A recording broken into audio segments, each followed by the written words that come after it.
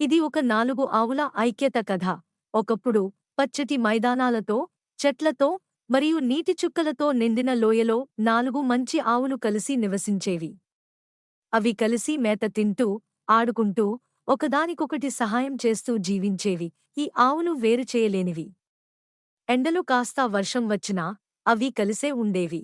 ప్రమాదం వచ్చినా అవి కలిసి ఎదుర్కొనే వెక్కిరేవి. అక్కడి దగ్గరలో అడవిలో ఒక ఆకలితో ఉన్న దుర్మార్గమైన సింహం నివసించేది. అది గోధుమలను ఎప్పుడూ గమనించేది. కాని అవి కలిసి ఉండటం వల్ల దాని దెబ్బకు దూరంగా ఉండేవి. వీళ్లను విడదీస్తే ఒక్కో దాన్ని తినేయొచ్చు అని ఆలోచించి సింహం దుష్టమైన పథకాన్ని రూపొందించింది. సింహం తెలుపు ఆవు చెవిలో ఇలా అన్నది, నలుపు ఆవు నిన్ను నెమ్మదిగా ఉందని అంటోంది. ఇలా ప్రతి ఆవు చెవిలో చిన్న చిన్న అబద్ధాలు నూరిపోసింది. చాలా కాలం నిన్నో నమ్మిన మిత్రులు ఒక్కొక్కరిగా వేరుగా ఉండిపోయారు. 4 ఆవులు మైదానంలో వేరువేరు మూలలకెళ్ళిపోయారు. తెలుపు ఆవు ఒంటరిగా ఉన్నప్పుడు సింహం దాడి చేసింది. ఆ అని అరవడం జరిగిందేమో కాని ఇంకెవరూ సహాయం చేయలేదు. అది మొదలైంది. ప్రతిరోజూ ఒక ఆవు. చివరికి ఒకే ఒక్క స్పాటెడ్ చుక్కలు గల ఆవు మాత్రమే మిగిలింది. స్పాటెడ్ ఆవు నదికట్టపై కూర్చొని ఏడుస్తోంది.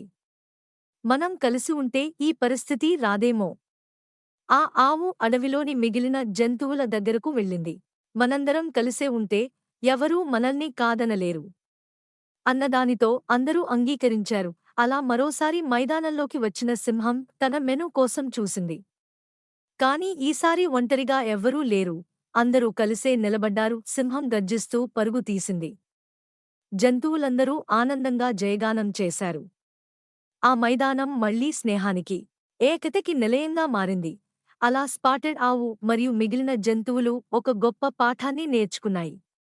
ఎప్పుడూ స్నేహాన్ని కాపాడండి. అనుమానాలు మధ్యలో రావద్దు.